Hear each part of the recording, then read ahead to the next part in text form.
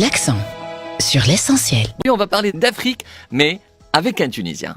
Alors en fait, il y a plein de classements, mais il y a des classements plus crédibles que d'autres parce que en fait, la source ou ceux qui s'en occupent, en général, sont réputés pour leur intégrité. Et nos collègues et nos amis de Jeune Afrique, ils sont bien reconnus là-dedans et on est très heureux de voir quand même qu'ils établissent un classement bien africain, le top 50 des Africains les plus influents. J'ai bien cherché. Et finalement, je suis tombé sur un Tunisien et c'est un grand plaisir et une grande fierté d'avoir un Tunisien dans ce top-là parce que l'Afrique, c'est l'avenir. Bon, on devrait plus parler d'avenir, mais bon, c'est toujours le cas en Tunisie. Exact. Je suis très content d'avoir à mes côtés aujourd'hui Bassem Loukil, le PDG du groupe Loukil, qui est le seul représentant tunisien dans le top 50 des Africains les plus influents. Mabrouk, Bassem avant tout. Iberkvik, merci beaucoup et merci pour l'invitation. Je suis honoré. Vous êtes à la 38e position en Afrique, c'est excellent. Il y a 6 Marocains, il y a 4 Algériens et il y a un seul Tunisien. Pourquoi selon vous ? Je pense que l'absence des hommes d'affaires et l'absence d'intérêt qu'on avait vis-à-vis de l'Afrique a fait que on a brillé par notre absence. Et puis nous étions tous concentrés soit sur la zone du Maghreb, soit sur l'Europe. N'oublions pas que l'Europe reste toujours notre premier partenaire commercial, avec plus de 85% de nos échanges. Donc tout le monde est concentré sur l'Europe, sur le Maghreb, et ce n'est que récemment qu'on s'est vraiment tourné vers le sud pour essayer de voir ce qui se passe en Afrique et essayer d'exploiter ce gisement de potentiel de croissance là-bas. Donc les Tunisiens, faute de moyens, faute de présence diplomatique, faute de tout, on était absents et on se manifestait très très peu. Que ce soit au niveau des événements, dans la participation aussi des forums, très peu d'hommes d'affaires. Je me rappelle l'Africa CEO Forum, parlant de Jeune Afrique. L'Africa CEO Forum, c'est un événement annuel qui est organisé par le groupe Jeune Afrique. Dans sa première édition, qui était à Genève il y a à peu près 5 ans, il n'y avait qu'un seul Tunisien à cette manifestation, qui était mon frère Walid. Et l'année d'après, on était 2. Et ce n'est que récemment, c'est-à-dire l'année dernière et cette année, qu'on a dépassé le nombre de 10 ou 12 participants, alors que d'autres pays participent en force avec 50 et 100 personnes. Malgré quand même tous les messages passés par le CEPEX, malgré en fait quand même une volonté qui était affichée depuis un long moment de partir vers l'Afrique. Mais je crois que c'est en fait l'investisseur et l'homme d'affaires tunisien qui est un peu frileux par rapport à l'Afrique. Pourtant l'Afrique a changé. Oui. Écoutez, l'Afrique, c'est un grand continent. L'Afrique, c'est une multitude de cultures et de modèles économiques. L'Afrique reste toujours basée politiquement parlant. Et si on n'a pas les moyens de notre politique, l'Afrique n'est pas à la portée. Quand on voit ce qu'a fait la Turquie et le Maroc pour accéder au marché africain, c'est des stratégies qui ont été tracées sur une période de 15 ans, voire 20 ans. Que dire de la Chine ? Que dire de la Chine ? Bon, la Chine, quand même, s'est rattrapée récemment, mais elle a les moyens de sa politique. Si on prend le cas du Maroc, le Maroc a ouvert les lignes aériennes, ils ont racheté des banques, donc ils ont avancé leurs banques, la ligne ou la compagnie aérienne de marque. Puis, ils ont renforcé leur présence diplomatique. Puis, ils sont montés d'un cran. Et c'est la relation privilégiée personnelle du roi avec certains présidents qui a ouvert la porte aux entreprises marocaines. Le roi fait même de la diplomatie économique tout le temps. C'est lui-même qui se déplace. Il est en permanence. Voilà. En permanence. Dernièrement, je crois qu'il avait déjà été ailleurs. Je crois qu'il était en Guinée pour établir encore un autre accord et ouvrir la porte aux entreprises marocaines. C'est extraordinaire d'être dans cet état d'esprit-là. La Turquie est en train de faire la même chose avec Erdogan. Il est en permanence en déplacement et en visite africaine. Les Chinois font pareil. Nous, avec le peu de moyens qu'on a, on arrive quand même à tirer notre épingle de jeu. Là où on part, on passe pas inaperçu. Nous sommes les fils de Bourguiba, c'est ce qu'on nous dit. Donc grâce à Bourguiba, on a cette excellente réputation pour nos services, pour nos produits.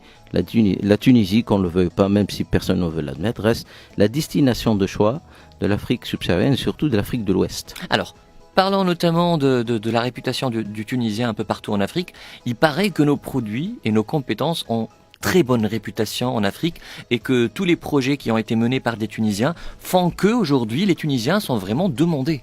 Exactement.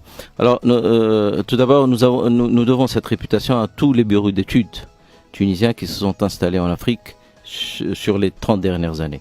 Il y a plusieurs exemples de réussite, Studi, Comet, pour ne pas citer tout le monde. Notamment Comet Engineering. Il y a travail. Donc ce sont des sociétés qui ont ouvert la voie aux entreprises de travaux publics. Ces mêmes entreprises ont ouvert la voie aussi aux vendeurs, aux constructeurs de matériaux de construction, de services, etc. Mais ce qui reste, l'élément rattachant, le meilleur lien que nous avons aujourd'hui avec l'Afrique, reste l'enseignement supérieur. Tous ceux qui ont reçu une étude de l'enseignement supérieur en Tunisie, ou ceux qui sont venus pour des soins, restent nos meilleures références, restent nos meilleurs ambassadeurs. Il n'y a pas un pays où il n'y avait pas un ministre, un haut responsable, un haut cadre de l'État qui soit n'a pas eu ses études en Tunisie, soit c'était pas son père, soit alors il n'est pas passé par l'étude pour des soins. Et là, nous avons une excellente réputation sur tout ce qui est santé et l'enseignement supérieur, pour ne pas en rajouter aussi la formation. Je rappelle qu'on est avec Bassem Loukil, le PDG du groupe Loukil, et qu'il est à la 38e position du classement du top 50 des Africains les plus influents en Afrique, bien sûr. Et quand on parle des Africains les plus influents, c'est pas que les hommes d'affaires, hein. C'est-à-dire que l'influence en général aujourd'hui, ça se calcule autrement. Et c'est Jeune Afrique qui le réalise, donc c'est véritablement crédible. Alors, on va bien sûr revenir à l'Afrique et à l'ouverture de l'Afrique, mais je voudrais quand même revenir sur le groupe Loukil et sa santé aujourd'hui. Il y a plein d'évolutions, Bassem, dans le groupe Loukil. Ça reste un conglomérat quand même des plus intéressants en Tunisie, entre automobile, agroalimentaire, immobilier et BTP. Où se dirige le groupe Loukil aujourd'hui? Écoutez, peut-être qu'on n'a pas fait beaucoup de bruit localement, mais sur les 3 dernières années, on s'est concentré sur l'international, sur l'Afrique. On est aujourd'hui présent sur 7 pays africains. Nous sommes en train de réaliser pas mal de chantiers en Libye, en Algérie, au Burkina, au Mali, au Togo. Dans quel domaine? Différents domaines. Ça varie des télécoms aux équipements pétroliers, au matériel de transport, l'industrie agroalimentaire, Guinée-Conakry et le Bénin. Donc ça change, ça varie. Il y a des pays où certaines activités s'apprêtent mieux que d'autres. Le Mali aujourd'hui, on est pleinement engagé dans l'agriculture, la transformation agroalimentaire, l'exploitation agricole. Sur d'autres pays, le Gabon, le Bénin, le Togo, on est beaucoup plus sur tout ce qui est matériel roulant et les chantiers de télécom. Donc on ne parle pas d'exportation, on parle même d'implantation sur place. Exploitation et implantation sur place. Bientôt, nous allons lancer une unité de montage de pick-up et de camions avec notre partenaire Photon sur un des pays de l'Afrique de l'Ouest. Pour ne pas citer le pays encore, faudrait garder une surprise, et un très grand projet de transformation agricole. C'est le but de passer dans les émissions pour passer les scoops quand même, Bassem. Non, il y a d'autres scoops. Il y en aura d'autres.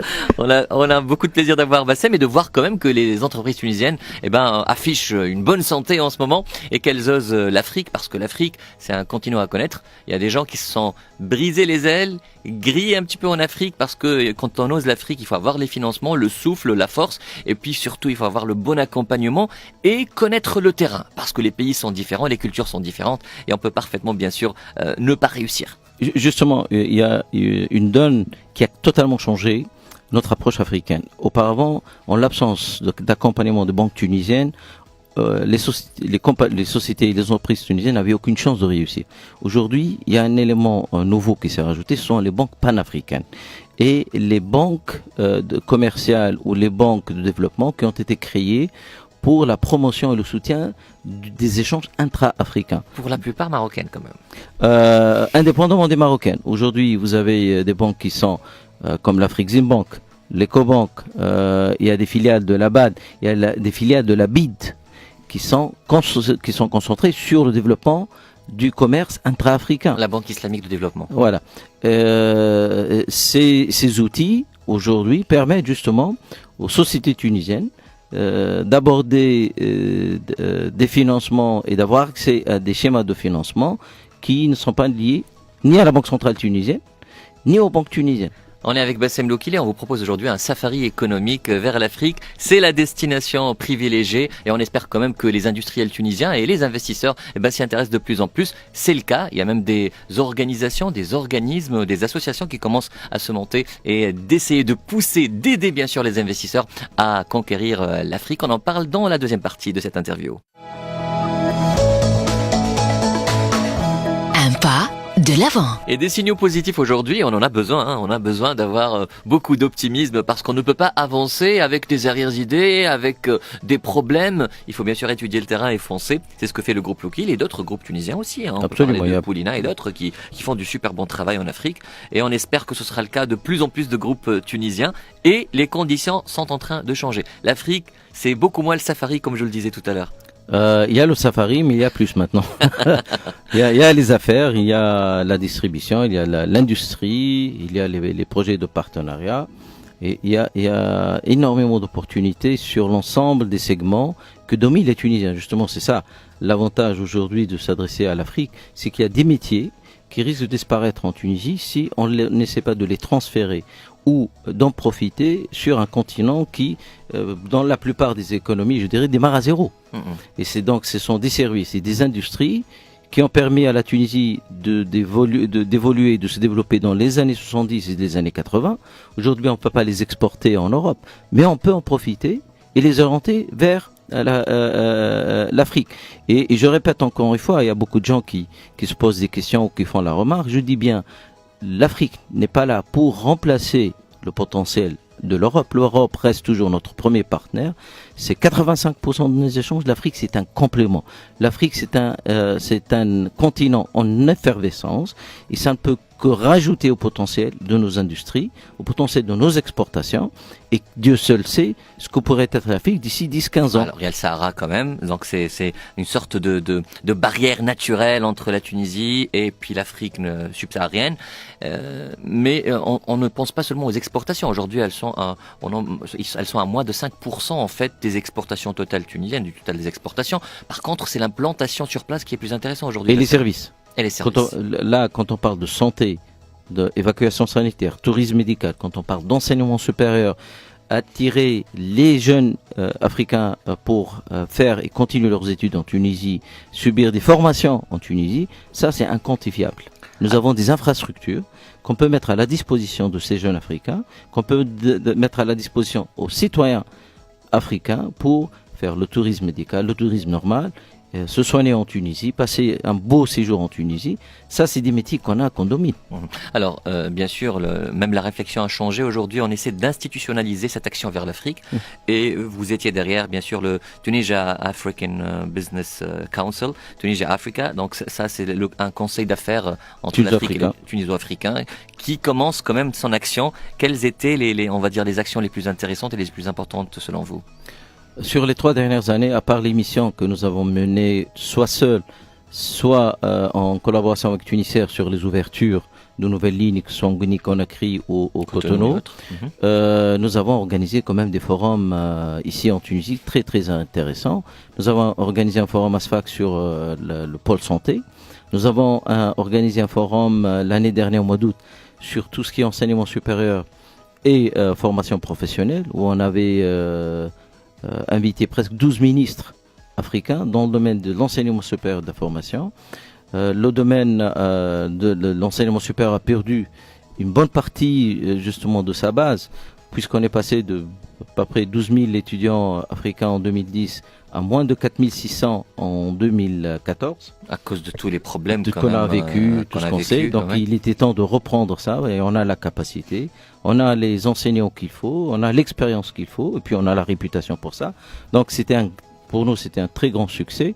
Et tout de suite après, nous avons enchaîné avec le forum sur justement le grand point faible que nos entreprises et les hommes d'affaires tunisiens rencontrent au quotidien, c'est l'accès au financement. Donc fin janvier de cette année, de 2018, nous avons organisé à Tunis le forum sur le financement de l'investissement et du commerce intra-africain. Et là aussi, c'était un très grand succès. Nous avons eu beaucoup de bailleurs de fonds et de sociétés financières du monde entier qui étaient présentes pendant 2 jours. Et nous avons proposé et présenté aux opérateurs économiques tunisiens les alternatives pour, je dirais pas contourner, mais pour trouver des solutions au vu de la réglementation de change qui existe en Tunisie, des contraintes qui sont imposées par la Banque centrale, des solutions pour le financement des ventes, des commandes qu'ils reçoivent des clients africains ou pour le financement de leur implantation sur le continent.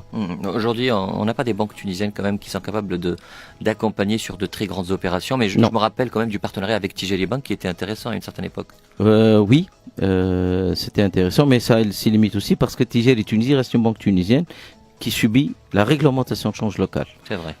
C'est là où on a eu recours à des banques panafricaines qui n'ont pas ces contraintes et qui agissent sur l'ensemble des continents où ils ont des correspondants, des bureaux un peu partout. Et c'est grâce à ces banques que nous avons pu réaliser pas mal de contrats, dont le fameux contrat avec l'État djiboutien pour à peu près 134 millions d'euros, qui est en cours d'exécution en ce moment. La BID aussi avait organisé ces journées ici et ils ont un outil spécialisé dans le commerce extraordinaire. L'ITFC et CICEC. Voilà. Et ce sont deux outils qui sont extraordinaires. Extraordinaires, ouais. mais vraiment il y a beaucoup de facilité et ils ouvrent le champ en fait. Vers nous, en tant que TABC, nous avons signé des conventions avec les deux organismes pour donner accès à nos membres et à nos adhérents,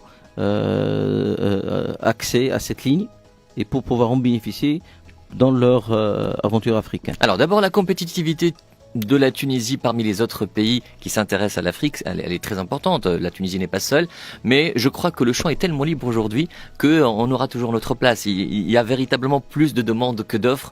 Donc même si le Maroc, même si la Chine, même si aujourd'hui la Turquie sont très agressifs, il y a toujours de la place.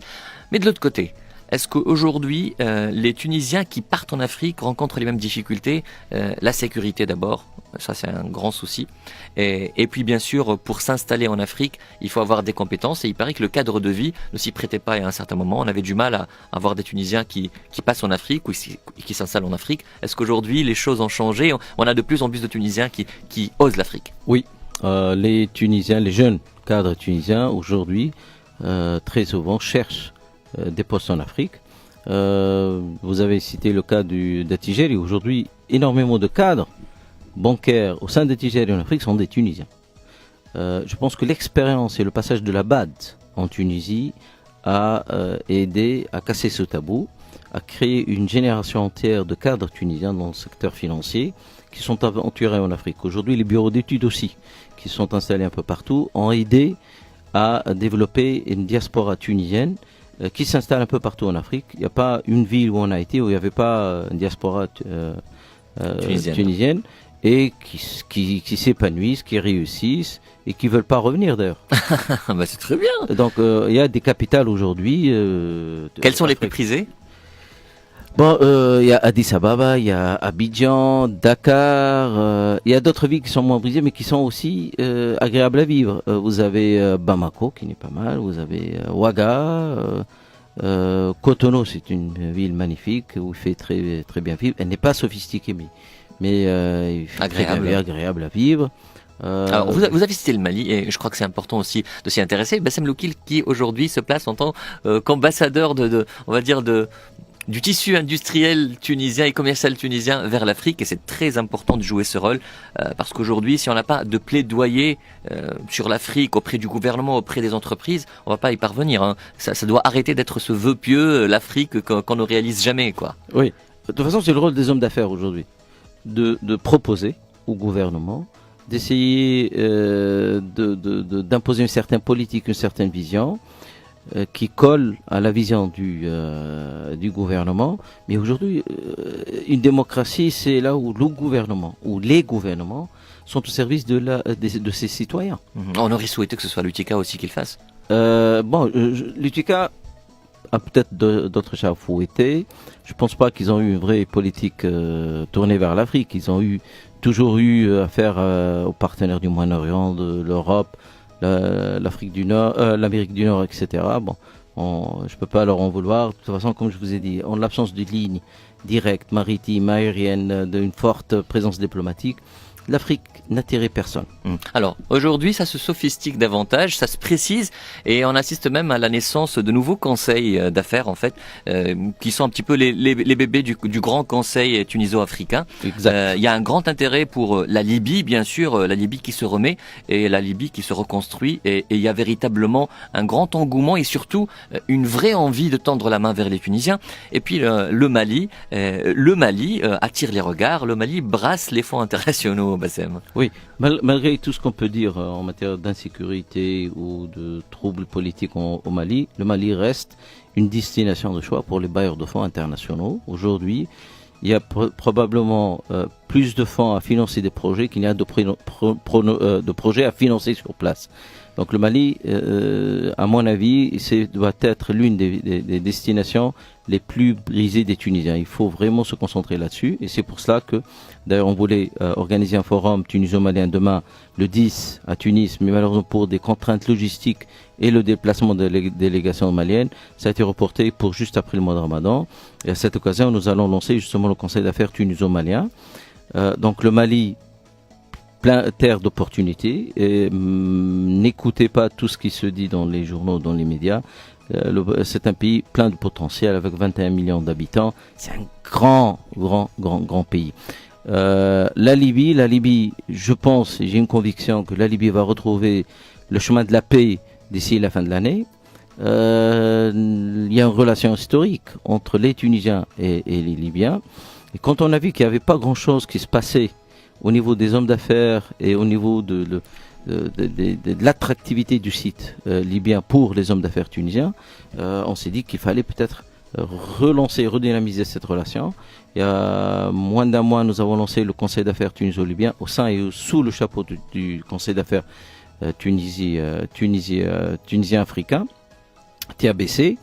Et là, je m'apprête à me déplacer ce week-end justement à Tripoli pour lancer et promouvoir le forum tuniso-libyen qui se tiendra à Tunis le 28 juin avec la présence, j'espère, de hauts cadres de l'administration libyenne, une bonne centaine d'hommes d'affaires libyens et probablement 4-5 ministres des différents secteurs d'activité qui sont à l'origine et la base même de la coopération tuniso-libyenne, que ce soit le secteur de l'énergie, le secteur des BTP, le secteur de la santé et tout ce qui est commerce et services. L'homme d'affaires, un véritable vecteur de diplomatie économique, et ça devrait être la norme en fait. Et ça nous fait très plaisir de voir Bassem Loukil s'y mettre complètement, pleinement. Et il joue ce rôle-là, et je comprends parfaitement alors qu'il est ce classement, il devrait même être mieux classé.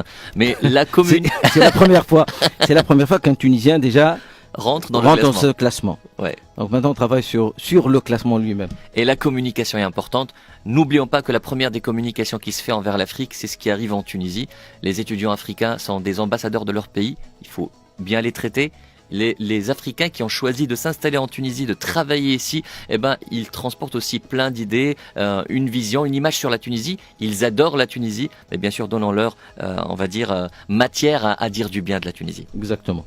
C'est un message, si pas mal d'Africains choisissent la Tunisie par rapport à d'autres capitales pour s'installer, c'est que la Tunisie pour eux, c'est une destination de rêve, c'est un Eldorado pour eux, ça fait plaisir, ça fait honneur, et on devrait être à la hauteur justement de ce message et de cette confiance. Merci beaucoup Bassem Loukil pour tout cet optimisme. Et puis le monde va être de plus en plus blanc et de plus en plus éclairé pour nous du côté de l'Afrique. Ça nous fait très plaisir. Merci beaucoup pour ce que vous faites. Et puis rendez-vous peut-être pour le grand forum tuniso-libyen qui tiendra, je le rappelle, le 28 juin. Merci beaucoup Bassem. Merci à vous. Merci.